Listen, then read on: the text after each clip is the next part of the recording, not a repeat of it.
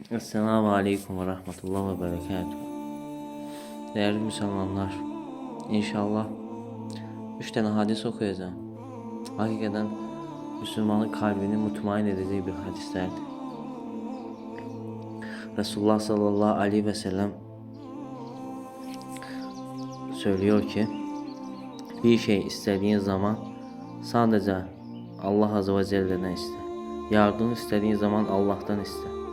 Şunu iyi bil ki, eğer bütün mahlukat sana fayda vermek istese, Allah'ın senin için yazdığından fazlasını sana vermezler. Ve eğer bütün mahlukat sana zarar vermek istese, Allah'ın senin için takdir ettiğinden fazlasını sana vermezler. Tirmizi Sünne Fis Sıfatil Kıyamet 60. hadis. Sonra diğer hadiste Resulullah sallallahu aleyhi ve sellem buyuruyor ki, bir şey isteyeceğiniz zaman Allah'tan isteyin. Yardım ihtiyacın varsa Allah'tan iste.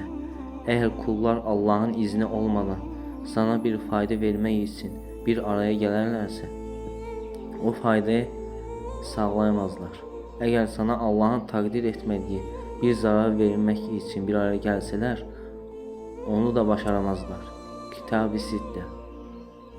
Sonra sonuncu hadisi okuyacağım inşallah. Allah Resulü sallallahu aleyhi ve sellem şöyle buyurmuştu: Rabbimiz çok mütevazı ve çok cömerttir. Kulunun kendisine ellerini kaldırması üzerine onu boş eller geri çevirmekten haya eder. Ebu Davud İbn Mace nakletti hadisi.